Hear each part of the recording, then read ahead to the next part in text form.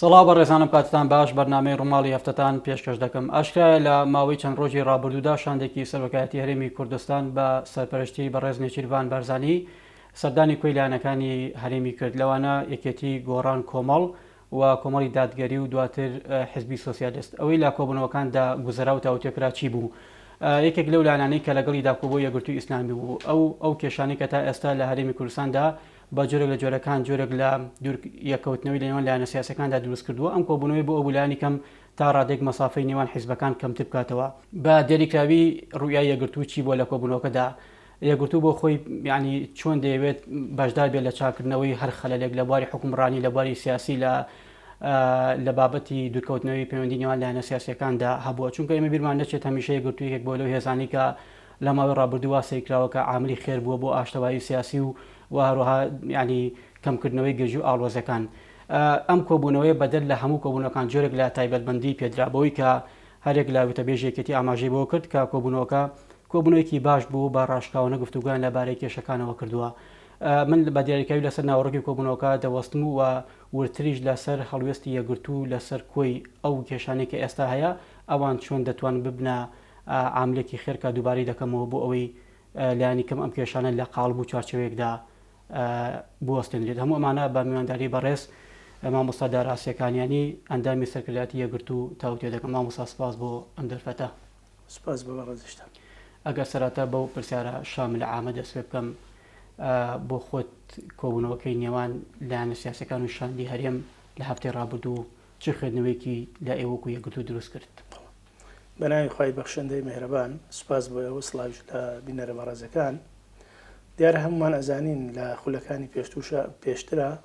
ناوبەناو جەلسەی سەرۆکایەتی هەرێم لەگەڵ لایەنە سیاسیەکان هەبووە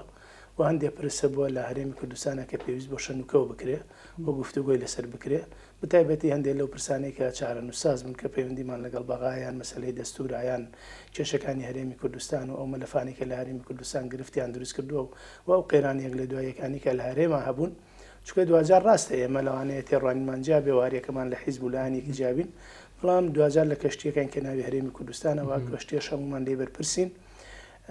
گرنگە لێک نزیک بوون و دانیشتن و گفتوگۆ هەبێ بۆی هەمومان. دوجار ئەمەش پێمان ئەڵێ کە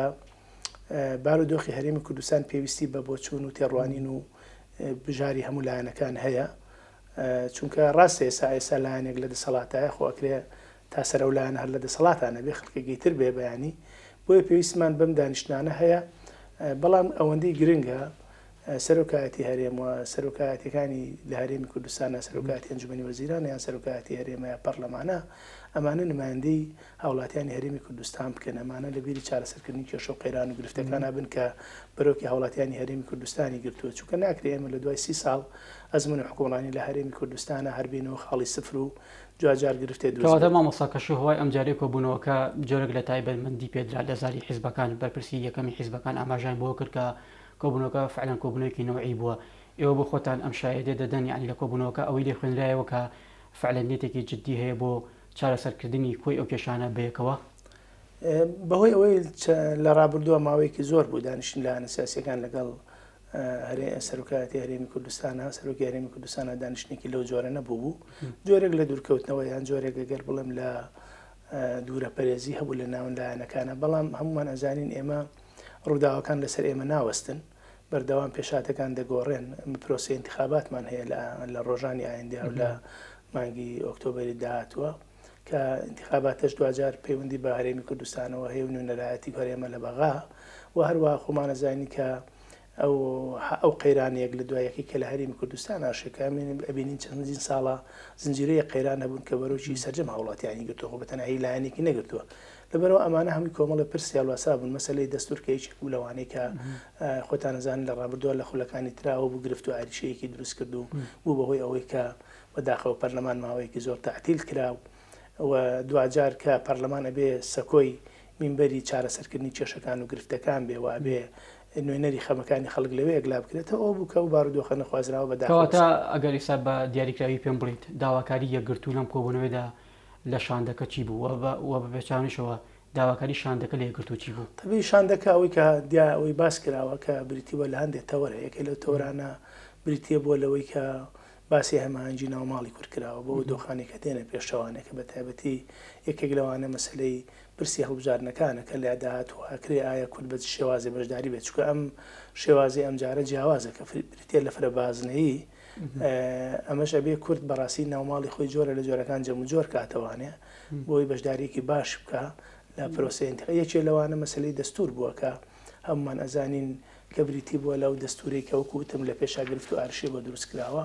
ناکرێ بەڕاستی تۆ ماوەی 30 ساڵ لە هەرێمی کوردستانە ئەزمونێکی حکومڕانی تەیە ئەزمونێکی پەرلەمانی تەیە لە ساڵی 1992 تۆ یەکەم هەڵبژارنی پەرلەمانت کردو بەڵام تا ئێستا دەستورێک نەبێ چوارچێوەیەک نەبێ بۆ ئەوەی هەموو حکوومەت و هاوڵاتیان پێوە پابند بن بۆی ئەم ئەزمونە گەشە بکاوە بە دنیاشی بسلمێنی بە ناوخۆشی تێگەشتنی یەکگرتووی ئیسلامی لە کۆی ئاستە جیاجیەکان بۆ دەستور چۆنە بۆ نمونە ئێوە دەتوانەوێت ئەم دەستورە لەسەر چی بنەمایە بێت یعنی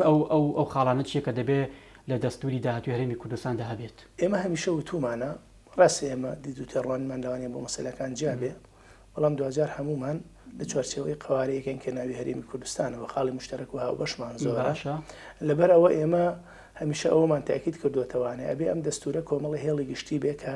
داکۆکی لە بەرژەوەندی هاوڵاتیانی هەرێمی کوردستانە بکە ینی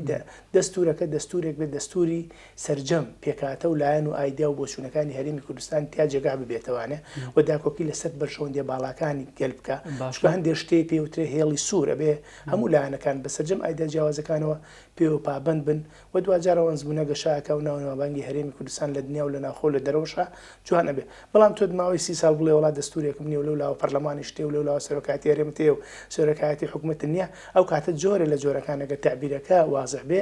ئیشەکانە بن بە ئیشی شخصی لە ئیشی موسساتی دەرەچێت تێگەشتنەی ئێستاوە کە هەیە لەسەر بابەتی دەستور بۆ خۆی سەرۆکی هەرێم جەخت لەوە دەکاتەوە کە دەبێ ئیتر هەرێم خاوەنی دەستوری خۆی بێت دەگەین بۆی کە لە داهاتووکی نزیکتە ئێمە بین بە خاوەنی ئەم دەستورە ئێمە دەبوو زووتر دەستورمان هەبواە خوازین ئەو لەم پەرانەی بۆی دروست بوون لە ڕابردووە لە ئایندای بۆی دروست نەبن ینی گرنگە ئەم دەستورە ئەبێ وەکووتمە بێت تعبیر لە بەرژەوەندی هاوڵاتیانی هەرێمی کوردستان بکە تعبیر لە بەرژەوەندی ئەزمموی حکومڕانی لە هەرێمی کوردستان بکە نابێت تعبیر بێت لە بەرژەوەندی لایەنێک و توێژێک و چینێکی دیاریکرا و نەتەوەیەکی دیاریکرا و ئەبێ بریتی بێت لە چۆنڵی دەست چوارچێوەیەک بۆ کاری داهاتووی هەرێمی کوردستان لە سەرجەم ڕەهەندە و سێکتەرەکە کەواتە بوونی دەستور یەکسانە بە دەست پێکردنی ژانێکی تازە لە هەرێم ئەتوانین بڵین لای کەمی وەلو خۆ دەستورەکان لە هەندێک شۆنا دەستوری شەیە بەڵام ئەوانەی کە دەستور پیادەن قسەیەکی ئەڵەن دائیمەن قانون هێز تەفسیریەکە بەڵام گرنگەوەیە تۆ ئەم دەستورە چەندێک بۆ سوودی گشتی پەنای بۆ ئەبەی و چەندێکیش خوانە خواستە بۆ بەرژەوەندی تایبەتی کاری لەسەرەکەی ئەوە گرنگە پێمانەڵەیە نێتی ئەو دەستوری کە لە داهاتووە قسەی لەسەرکرێەوە گفتوگۆکەیت و مناقەشە و لیژنی بۆ تشکیلەکرێ ئەوە وەڵامی ئەم پرسیاری من و تۆ داتەوانێ ئایا بیلفعل ئەم دەستورە بە نێتێک و بە نەغمەیەکە نووسرێ کە بۆ بەهێزکردنی پێگەی هەرێمی کوردستان بێ لە ڕووی دەستوریەوە و لە ڕووی یاساییەوە لە ڕووی دەستورانی چۆن هەرچۆنێک بێ مامەساخۆ بۆ نمونە تەواوی لایەنە بەشداربووەکانی حکومڕانی لە هەرێم و دەرەوەی حکومڕانی ژانی بەشدار دەبن و ئەندامیان دەبێت لە لیژنەوەی لە نووسینەوەی لیژنەی ئەم دەستورە بۆ نمونە خۆ ئەگەر هەر خەلەلێک هەر گرفتێک لەم دەستورە لە داهاتوودا ڕووبات دواتر کۆی لایەنەکان لێ بەرپرسە یعنی نابێ پێش ئەوە بۆ نمونە ڕێکارەکان میکانیزمەکان بە شێوەیەک دابنرێت کە دواتر کەس مافی ئەوەی نەبێت کە گلەی لە دەستورەکە بکات پێشترم دەستورە خۆمانەزانانی نووسراوەتەوە ڕژمەتی لەسەر کراوە گفتوگۆی چڕوپۆری لەسەر کراوە تێبی نەوڕەخنەشی لەسەر بوو و ئەو تێبی نۆڕەخنانەش ئێستا کە فترەیەکی پێچووە ئەکرێ کۆمەڵشتی تازات بێتە ئاراوە ئایا بۆی ئەگەر کەم و کوڕێکە بێ دڵسۆزانە بەڕاستی هەنگاوی بۆ بندرێت لایەن هەمووانەوە بۆی چارەسەر بکرێ و گرنگیشە بەڕاستی ئەم دەستورە ینی کاتێکی زۆری پێوە بووە ناکرێت هەر بڵێ بە ڕۆژ بسپێرین و بەڕێ بکەین و ئەم خولە نابوو ئەو خولە ئەم کاتە ناو بۆ ئەم کاتە و لەبەرەوە پێم وایە یەکێکە لەوانەی کە پێویستە هەموو لایەنەکان بە دڵسۆزانەوە هەنگاوی بۆ بنێن و ئەوەی گرنگە تاکە پێوە بریتی بێت لە بەرژەوەندی هاوڵاتیانی هەرێمی کوردستان و ئەزمموی حکومڕانی پرۆسەی سیاسی و خەباتی مەدەنی ئەمانە گرنگە یعنی زۆر لە بیری بەرژەوەندی تاگلایەنێکا بین لەوانەیە زەرمان لێت بەدر لە دەستور بۆ نمونە دیدگای یەکگرتوو چییە بۆ چاکردنەوەی ئەو گرفتانەی کە ئێستا لە بواری حکومڕانی لە بواری پەیوەندی نێوان هێز و لایەنە سیاسەکاندا هەیە بۆ نمونە ئەم چاکردنە دەبێت لەکوێوە بێت بۆ ینی میکانیزمەکە چۆن دابنرێت بۆ ئەوەی ئەم لایانی کە ئەم کێشانە لە چوارچێوە قاڵبێکدا بوەستێنرێت پێم وایە میکانزمێک کە زۆر سەرکەوتوو بێ و خزمەت بە ناوبانگی هەرێمی کوردستان و ئەزمموی حوسم کومڕانی و خەباتی مەدەنی و پرۆسی سیاسی و بە مؤسسەسیکردنی دام و دەستگاکانی حکوومەتە زۆر گرنگە بەڕاستی ئێمە ناکرێت ئێمە لە دوای 30 ساڵ ئێستا هەر بە عقڵەتی 92 مامەڵی پرۆسی ئەزمموی حکومداری بکەین چونکە ئەبێ ئێمە وریابین ئەبێ بیر لە مؤسساتی بووم بکەینەوەوانێت جۆرێک لە خەڵکی ئاکادیمی و خەڵکی پرۆفیشناڵ و خەڵکێکە توانایان هەیە ئیسفادە بکەن لە خزمەت بگەێنن بە ئەزمموی حکومڕانی گرفتە سەرێکیەکەی ئێمە لەوەیە کە من ڕاشکاوانە بم لەگەڵتانە ئەوەیە مەسا پێش وەڵامەکان بۆ منە ئەگەر لە ڕێ حیزبیشەوە بێ ئەم کادرانە ئیسفادی لێ بکرێت چی عیبێکی تایە بۆ لە هەموو دنیا حیزب یعنی تشکیلی حکوومەتەکە ئەو قسەیە تەواوە بەڵام مهمەوەیە فەهمی ئەم کادیرە حیزبی منم تۆ یاسین و سادی هەر کەسێکە فەهمەکەی ئەوەندە بێ کاتێک بەرژەوەندی گشتی دێت لە نقاتێکە لەگەڵ بەرژەوەندی لایەنە سیاسیەکە یەکە گرێتەوە ئەم بەرژەوەندی لایەنە سیاسەکەی هەڵ نەبژێرێ بەڵکو بەرژەوەندی گرسەکەی هەڵبژێرێ ئەوەیە پێم وایە یەکێک لە گرفتە سەرێکیەکانی هەرێمی کوردستان کە لە ماوەی 30 ساڵی ئەزمموی حکووم ڕابردووە کە نەیتوانی و ئەزممونێکی سەرکەوتوو بێ ئەم زاڵبوونی نەغمەی حیزب و بەرژەوەندی تاگلایانی و هەتا لە ناو تاگلایەنەکانیشە لەوانەیە بەرژەوەندی هەندێک شخصی دیاری کراو بوو بێ بە ئاراستی گرفتەکە ئەگەر بۆ نمونە ینی ڕاشکاوانە دڵنیام کە گفتوگۆ دەکەین من و تۆ لەم کابینەیەدا جۆرە لە جۆرەکان ئەمە تێدا پێڕەو نەکراوە بۆ نمونە کەسی لێ هاتوو کەسی کەفوو جێگەی بێتەوە جیاوازی نییە سەرەتای دەسی پێ نەکردووە ئەکرێ بڵین سەرەتای دەسی پێکرد بێ بەڵام گرفتەکە لێرە لەوەیە من ئەم پرسیارەمان بۆ دروستە بێ ئەم کابینەیە ڕاستە لەوانەیە هات بێ بەسەر کۆمەڵێک هەڵەوپەڵی سەرجەم کابینەکانی ڕابردووە بەڵام ئەم کابینەیەش ئەوێ جورئەتانە دەست بۆ هەڵەکان بەرێ ینی خۆتانەزانین ئێمە چەند دێمەکە خەریکی پرۆژەیەک چەکساسین لە هەرێمی کوردستانە لە کەسی یەکەم هەموو لایەنەکانەوە بیگرە هەتا کادیرێکی خوارەوە ئەڵێ گەندەڵی هەیە ئەڵە دوومچەی هەیە ئەڵێ نازانم بخانە نووسین هەیە ئەڵە بندیواری ناسای یاسێ بەڵام سیرەکەی ئەمانە هەر لە چوارچەوەی کۆمەڵی لیژنەیە و کۆمەڵە داتا و زانیاریە و بەڵام هەنگاوێکی جەریئانەی دڵسۆزانە ناندرێ بۆ چارەسەرکردنی کێشەکان ئیتر بەشێکی ئایا لە ترسی انتخابات و ژمارەی دەنگ و لایەنەکانە بەشێکی لەوەی هەندێک لە کادیرەکانی خۆیانیان لێ ئەتۆرێ ئەمەیە بۆیە پێدەڵێن بەشێکیشی پەیوەندی بە نهاتنە پێشەوەی ئەو لایەنانەوە نییە کە لە حکومدا بەشدارن ئێستا بۆ نمونە حکوومەت ئێران بڕیارێک دەردەکات لە هەولێر و دووەک جێبەجێ دەکرێت بەڵام لە سلێمانی و لە پارێزگاکی دیکە جێبەجێ کەواتە ئێستا من و تۆ هاوڕاین لەسەرەوەی ئەم ئەزمموی حکومڕانیە ئەزممونێکی حکومڕانی ڕەشید نەبووە ئەزممونێکە حیزب تیا باڵا دەستە لە دەڤەرێک لایەنێک تیا باڵا دەستە لە دەڤەرێک لایەنێک تیا باڵا دەستە کەواتە ئەبێ ئەمە تاکێ بەردەوام بێ ئەکرێت تۆ بۆ ئەمە هەشتم کابینەوە نیە هەشتە نوێ باشە یعنی ئەکری ئەمە تۆ ماوەی 30 ساڵ ینی 30 ساڵ لە تەمەن زۆرە ئەکرا ئێمە ئەزممونێک پێشکەشکەین باشە مامۆستا ئەم کولتورە سیاسیە زاڵە چۆن کاڵ دەکرێتەوە بۆ نمونە چۆن ئەم شتانە دەکرێتەوە سەر ڕێچکەی خۆی پێم وایە ئەبێ حیزب لایەنە سیاسیەکان بەتایبەتی لایەنە دەسەڵاتدارەکان ئەبێ تێڕوانینی خۆیان بۆ ئەزمموی سیاسی بۆ خەباتی مەدەنی بۆ پرۆسەی حیزبایەتی لەلایەن ئەندامان و کادیرانیانەوە بگۆڕن چۆن کاتی خۆی کابرای خەباتێک لە شاخ ئامادە بوو گیانی خۆی بکاتە قوربانی ئێستا پێی بڵێن کاکە تۆ ئەبێ نمونەی جوان پێشکەشکەری نەبوو لە بیری ئەوابی بەرژەوەندی و دەستکەوتی مادی دەستکەوێ و کۆشک و فێلات دەستکەوێ ئەبێ پێی بڵێن ئەبێت تۆ نمونەی باش پێشکەشکەی ببی بە قوربانی بۆ خزمەتی خەڵک نەخەڵک بکەی بە قوربانی پێگەی خۆت ئەبێ ئەم تێڕوانینە بۆ پرۆسەی حیزبایەتی بەتایبەتی حیزب دەسەڵاتدارەکان بۆ کەوادیر و ئەندامەکان جارە هیچ لەم تێڕوانینە دەگۆڕێت بۆ نمونە عنی زۆر کاردانەوەی لێکەوتەوە بەتایبەتی وتەبێژێکێتی بۆ خۆی دەڵێت کۆبوونەوەکە کۆبوونەوەیەکی زۆر گرنگ بووە عنی ئەوان پێشوازیان لێ کردووە هیوا خوازم کە لەم جۆرە کۆبوونەوەانە بەردەوامی هەبێت من هیوادارم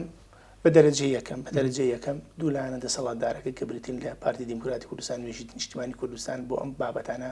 بە دڵسۆزانە و بە جەریئانەوە هەنگاو بنێن چونکە بەڕاستی ئەگەر ئەوان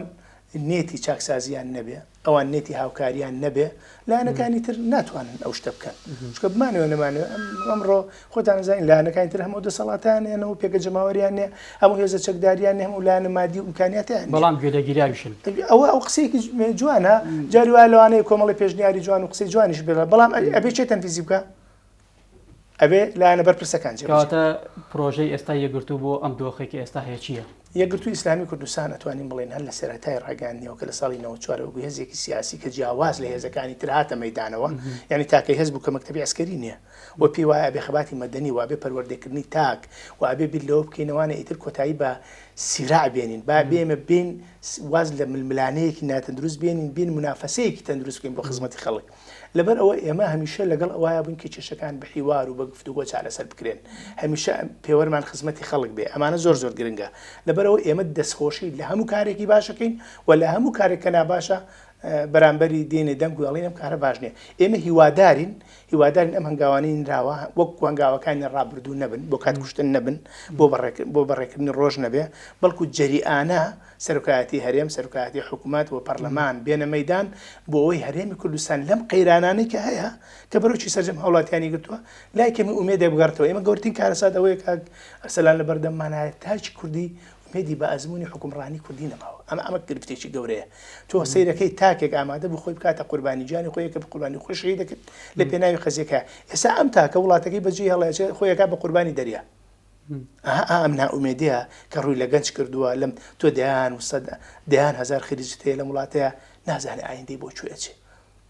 لەبەرەوە بۆیە زۆر گرنگە پرۆژەیەکمان هەبێ،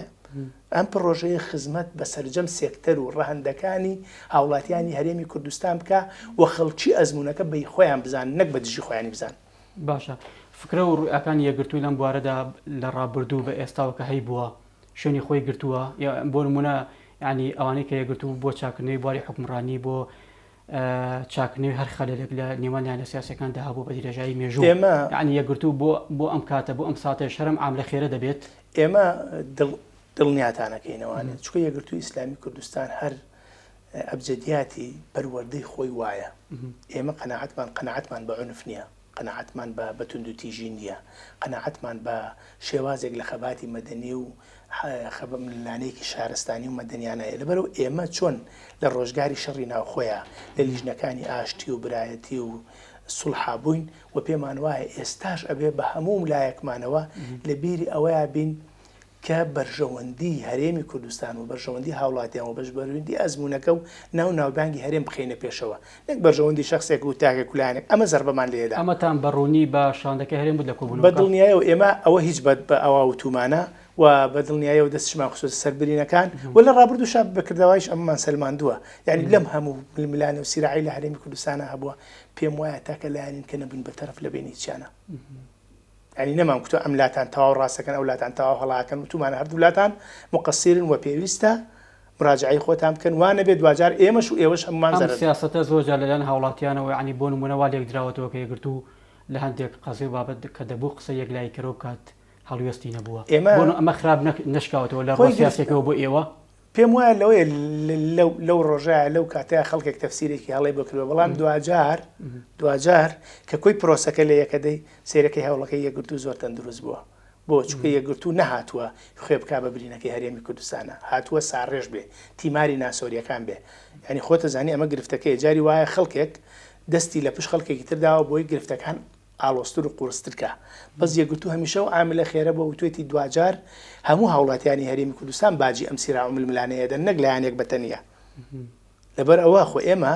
ئەم لایەنانەش هەموو کوڕی ئەم میلەتەن، خەڵکی ئەم وڵاتەن، خۆکە ئەوانی زەرەرەکەن دوجار خەڵک زەرەرەکە. لەبەرەوە چەند خۆشە ئەم دید و تێڕوانی نەمان هەبێ هەمومان دەستبار بین، هاوکار و پشتیوان بین بۆی ئەم ناوبانگەی کە لە 30 ساڵی ڕابردووە ناوبانگی تەندروست نەبووە چاک بێ. کەواتە ئێستا کۆبوونەوە کراوە کۆبوونەوەکە تەواو بوو و هەموو ئەوانەی کە پێویست بووە باس کراوە. قۆناغی دوای کۆبوونەوەکە کە جێبەجێکردنی هەموو ئەوانەیە کە لە کۆبوونەوەکە باس کراوە دەبێت ئەمە بکە. بۆ نمونە یەکگرتووە پارتیە ئەیکێتیە یعنی چی لایەنەکان دەبێت هەموو ئەمان پێکەوە بۆ پرۆژێکی نیشتیمانی هاوبەشکە بەڕێز لە ئاماژت پێکرد کۆبوونەوە و یعنی بە ڕاشکاوانە هەنگاوی بۆ بنێن. بە پلەی یەکەم ئەو لایەنەی کە مۆبایلداری کردووە ئەو لایەنانی کە دەسەڵاتدارن لە هەرێمی کوردستانە ئەوان بەپرسن و ئەوان ئەبێت چۆن ئاوا سەردانی لایەنەکانیان کرد و کۆبوونەوەی سەرۆکایەتی هەرێم و لایەنە سیاسیەکانیان ڕێقست ئەبێ ئەوانش ئەوە پەلە بکەن لەوەی کە بەڵام ئەمە مانای ئەوە نییە کە لایەنەکانی دیکە لە دەرەوەی ئەم بابەتە بن. هەرکەس بە حەجمی خۆی گرنگە کەس هیچ لایەنێک لە دەرەوەی ئەم پرۆسە نەبێت ئەم دەستورە بۆ سەرجەم هاوڵاتیانی هەرێمی کوردستانە بەبێ جیاوازی ئایدیا و بۆرچوون و نەتەوە و ئەتا ئەوەژانی مەسەبەکانی تریش خۆ مەرجنی هەر بۆ کورد بێ مەرجنی هەر بۆ مسلمان بێ مەرجنی هەر بۆ لەبەرەوە ئەبێ ئەم دەستورە دەستورێک بێ هەموو هاوڵاتێکی هەرێمی کوردستان پشکی هەبێتایە بۆی دڵی پێخۆش بێت دڵی بە ئەزمموی حکومڕانیە بێ بەیانی داکۆکی لێ بکە بەیانی شانازی پێوە بکە ئەمە زۆر گرنگە نەخوا نەخواستە تەبەڕای لێ بکە بڵە وڵاکە فلان نووسیوێتی و دژی فلان و لە بەرژەوەندی فلان و دژی فلانە ئەمە هەر ئەوە پرسیارەکە مامۆسەدارە بۆ نمونە هاوڵاتی بۆی ڕاستەوخۆنم لە نووسینەوەی ئەم دەستورە بەشدار بێت هاوڵاتی چۆن یان دەتوانرێت بەشداری پێ بکرێت گرنگە وەرگرتنی سەرنج و ڕوویای ئەوە بۆ بابەتەکە یەکەم گرنگە مەسەلەی ئەمی کە باسیەکەن ئەم لیژنەیە کە لەسەر جەم لایەنەکانی تیابێ هەتا خەڵکی بێلایەنیش تیابێ خەڵکی ڕۆشنبیریش تیابێ خەڵکی زانای تیابێ خەڵکی پسپۆری تیابێ ئەمانە کە سەرنجیان وەرگیرا دوای تەوزیحاتێکی باش درا وەکوتم نەخمەی حیزبی زاڵ نەبێ بەسەریا نەغمەی بەرژەوەندی تاک و لایەن زاڵ نەبێ بەسەریا ئەمە زۆر گرنگە چوارچێوەیەک بێ لە پێناوی پاراستنی هەیبەت و ناوبانگ و دڵخۆشکردنی نەوەکانی داهاتووی هاوڵاتیانی هەرێمی ئەگەر ئێمە بین بە خاڵی دەستوری خۆمان ئەم دەستورە هیچ بەرێکەوتنێک لەگەڵ دەستوری عێراق و مادە و بڕکەکانی ئێوە دروست ناکات ئێمە یەکێک لەوانە مادام ئێمە هەمومان وتومانە ئێمە هەرێمی کوردستان قوارەیەکە کە سەر بەکوێیە سەر بە حکوومەتی فیدراڵیە حتمما ئەبێ ئەو دەستوری تۆ داانەی موافق بێ لەگەڵ ئەو دەستوری ئەوێت ناکرێت تۆ دەستورێک دابنی پێچوانی ئەو دەستوری ئەو بێ لەبەر ئەوە ئەبێ نەک سوود دەبێ هەر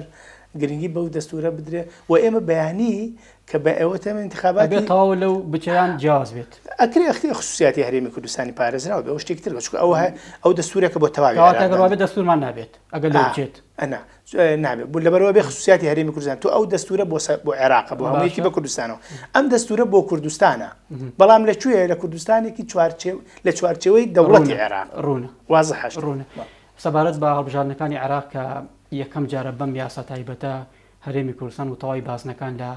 عێراق دەچێت هەڵبژاردنێکی لەم شێوەیە چۆن باسکرای ئەنی میکانیزمێکدانرا بۆ ئەوەی کورد بە کەمترین زیان و بە زۆرترین ڕێژەی کورسی لە مەڵبژاردنە بەبێ لە بەرچاوگرنی دەنگ و ڕەنگە جیاوازەکان باسکرا بێت خۆی هەڵبژاردنەکە ئەتوانین بڵێن ئەم جارە جیاوازە حتمما جیاوازیەکەشی ئەوەیە کە عێراق کراوە بە سیستەمێکی فرە بازنەی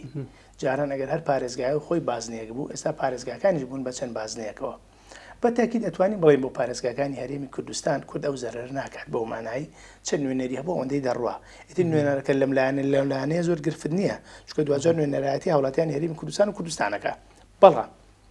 ئەوەی کە گرفتە بۆ منتیقە جێناکۆکانە بۆ ئێمە لەو شوێنانەی کە ڕێژەی کورتایە یان کارێک کراوە کە تعریب کراوە یان ئاوارە و دەربەدەر کراوە یان مافی دەنگدانی لێزەوت کراوە دوجار ئەو کاتە ڕێژەکەی تۆ لەوەیە گرفتت بۆ دروستە بێ بۆیە بەتوانین بڵین ئەم سیستەمە جۆرێک لە سلبیاتی هەیە کاتە بۆ کەمکردنەوەی ئەو زیانانەی کە بەر کورد دەکەوێت لە ناوچەکانی دەرەوەی ئیداری هەرێم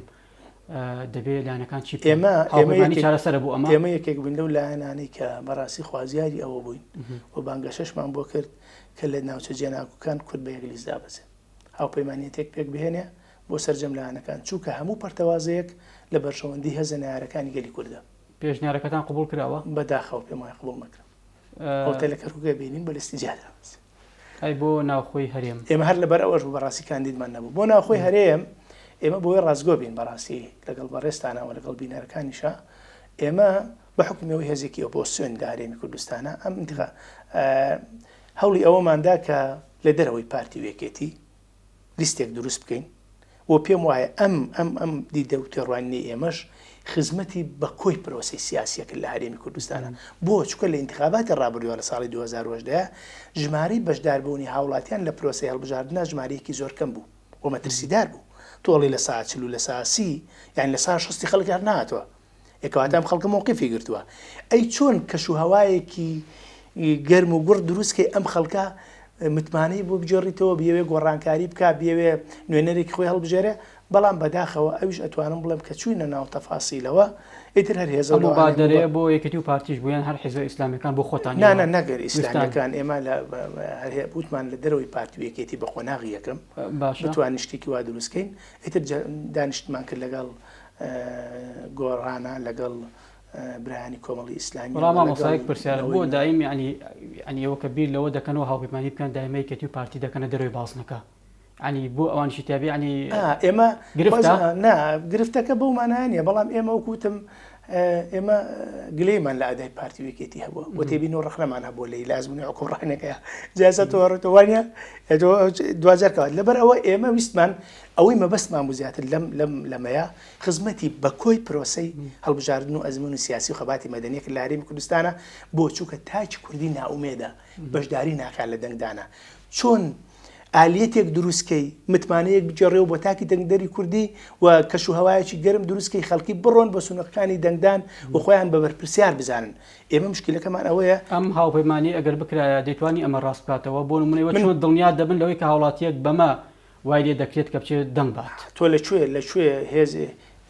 کۆمەڵی هێزێکیان گرتووە بۆەوەی دەنگێکی باش بەدەنگبێن و سنگێکی باشیان هەبێت لە پەرلەمانی داهاتووە لەکوێ بەڕاستی هێزەکان بە بەرتەوازەی بڕۆن وەریەکان 2 کورسی و 3 کورسی ئەمە هەر لە معادلاتی ڕاضیاتی شا پێمانەڵێ ئەمە هیوادار بوون وابێ بەڵام کەوانە بوو هیوادارین پرۆسەکە ئەمە گرنگە هەموو لایەنەکان بە ئاسی بەرپرسیارەوە مامەڵ لەگەڵ پرۆسەکە بکەن و هاوڵاتیان مشارەکەیەکی بەشداریشی گەرمگوڕیان هەبێ چونکە دوجار کە تۆ بەشداری ناکەی لە پرۆسی دەنگدانە نابێت لێش بکەیت کەواتە ئێستا یەکگرتوو بە تەنهادا دەبەسێت ئێمە یەکگرتووی ئیسلامی کوردستان ئێمە لە کۆبوونەوەی سەرکردایەتە بڕانماندا بە ناوی یەکگرتووە بەشداری پرۆسی انتخابات نەکەین لە داهاتوە و بۆیە شەوڵێکی زۆرماندا کە هاوپەیمانێتێک لە دەرەوەی لیستێکی حیزبی پێک بێنین و هەنگاوی زۆرشمان بۆ هەوڵی زۆرشمان بۆدا هەوڵەکانمان بەداخەوە بە هەر کلایانەوە مبڕاتی خۆی هەبوو سەرکەوتو نەبوو بەڵام ئێستا یەکگرتووی ئیسلامی کوردستان ئەتوانم بڵێم لەسەر لیستی تاکە کەسی بەشداری کردووە لە پرۆسەکانە لە بادینانیان لە وەسا ئەگەر پێم بڵی لەسەر هاوپەیمانی نێوان گۆڕان وێکێتی یەکگرتوو بۆ خۆی چی هەڵوێستێکی هەیە ئەنی پێی باشە ئەم هاوپەیمانی دەتوانێت قازانج بە خزمەتی دۆزی گەلی کوردکە لە داهاتوو ئێمە ئەم پرسیارە جارە بێ ڕوبەڕووی برادران نێچێتی گۆڕان ئێمە بەڵام دوجار ئەو دوولایانە خۆیان ئازادن هەڵبەتە دوای زنجیرەیەک دانیشتن و گفتوگۆ ئەوەی کە دراسی وەزی خۆیان و دەنگی خۆیان و ڕژی کورسەکان لە ڕابردووە و لە داهاتووە و لە ئێستاە چیە بێ دوجار گەشتونە ئەوە ئێمە ئەبێ بڕیاری خۆیانە و هیواداری سەر بەڕێز داراسیەکانیانی ئەندامی سەرکرداتی یەکگرتووی ئیسلامی کوردستان سپاس بۆ ئامادەبوون سپاس بۆ ڕوونکردنەوەکانت سپاس بە ئێوەش مادوومان کردی بینەرانی بەڕێز و خۆشەویستا دەورێکی دیکە و بەرنامێکی دیکە با هیوای تەندروستێکی باش بۆ هەموو لایەک